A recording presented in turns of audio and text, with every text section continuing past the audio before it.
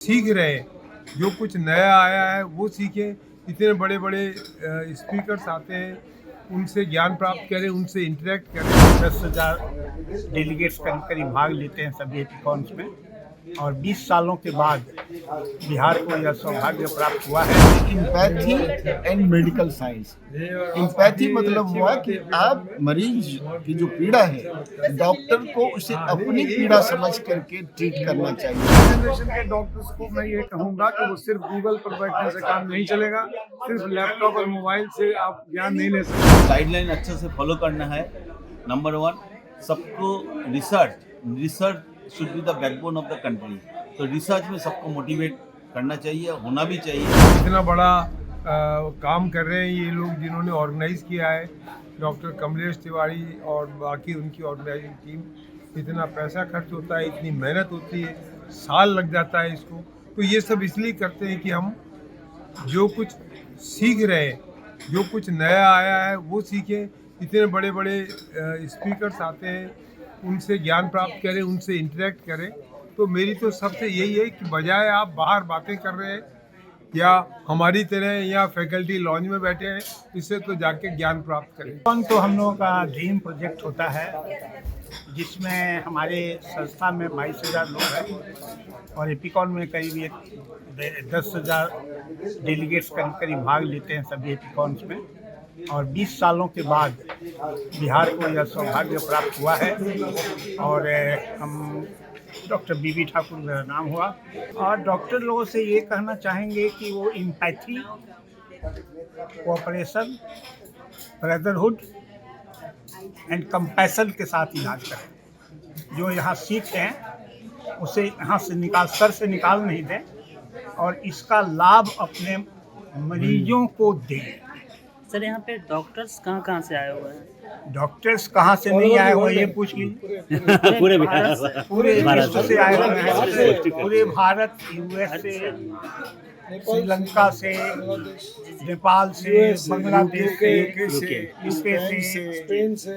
ये हर साल जो है एनुअल फंक्शन होता है, मासिक के सम्मेलन physicians association of physicians of India का, और इस बार यह 81वां 81st कॉन्फ्रेंस है एपीआई का। और 20 साल के बाद जो है पटना को या बिहार को मौका मिला है ये वार्षिक सम्मेलन जो है ऑर्गेनाइज करने के लिए। और हमारे ऑर्गेनाइजिंग सेक्रेटरी हैं डॉक्टर। एक चीज़ और सर, जो डॉक्टर लोग प्रैक्टिस कर रहे हैं उनको क्या कहना चाहिए, नया जनरेशन में जो डॉक्टर प्रैक्टिस कर देखिए, रहे हैं? इस बार का जो थीम बहुत ही अच्छा ये है कि empathy and medical science. Empathy मतलब हुआ कि आप मरीज की जो पीड़ा है, डॉक्टर को उसे अपनी पीड़ा समझ करके ट्रीट करना चाहिए। जिस तरह से आप घायल व्यक्ति को यह नहीं पूछे कि वो कैसा महसूस करता है, बल्कि फिजिशियन को स्वयं भी घायल महसूस करे, तब जो ट्रीटमेंट करेंगे उसकी पीड़ा को अपनी पीड़ा समझते हुए, उसके दुख को अपना दुख समझते, तो वह जो है ट्रीटमेंट अच्छा होगा और बेहतर होगा। और यही थीम है इस कॉन्फ्रेंस का ये कि आप जो है बीमारी का अद्यतन जानकारी लो। चूँकि हर साल जो है कॉन्फ्रेंस होता है, साल में जो कहते हैं ना कि आधी बातें गलत साबित हो जाती है, तो अपने को अपडेट करना बहुत ही जरूरी है।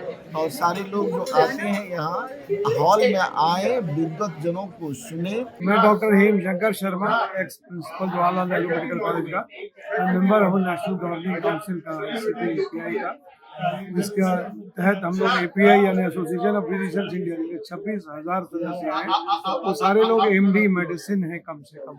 हमारी जो संस्था है ये पूरे भारतवर्ष में, कश्मीर से कन्याकुमारी तक और इधर नॉर्थ ईस्ट से लेकर गुजरात तक चारों देशों में फैली हुई है।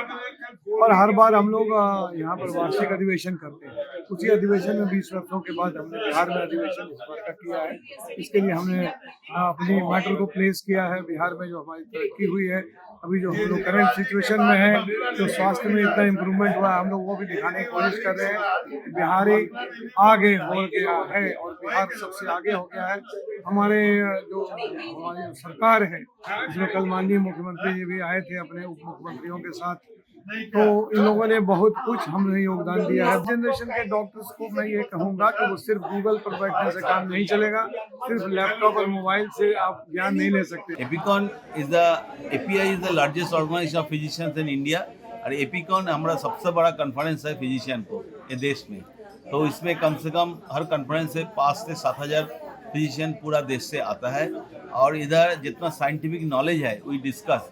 तो एक साल में जितना न्यू डिस्कवरी हुआ, नया गाइडलाइन आया, सब कुछ इधर होता है और फिजिशियन ये सुन के अपडेटेड हो जाता है और ये नॉलेज उसको जो ट्रीटमेंट के लिए, तो अच्छा ट्रीटमेंट के लिए बहुत ज़रूरी है।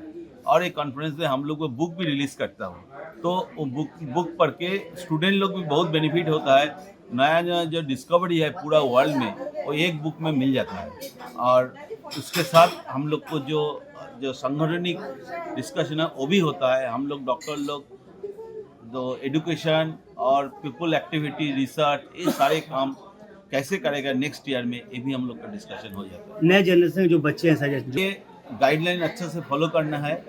नंबर 1 सबको research should be the backbone of the country. तो रिसर्च में सबको मोटिवेट करना चाहिए, होना भी चाहिए और जो एक्टिविटी पीपल को बहुत बेनिफिट आएगा, public awareness program, health program, ये सबको नेक्स्ट जनरेशन का बहुत अच्छा तरह से करना चाहिए। उससे डॉक्टर पेशेंट रिलेशन बहुत बढ़िया हो जाएगा। हाँ, न्यू को ये कहना चाहूँगा कि लोग इस प्रोग्राम में शामिल हों और अपने आप को जो है और भी जो है अपग्रेड करने का कोशिश करें। डॉक्टर ये कहाँ से यहाँ पे आए हैं? All India.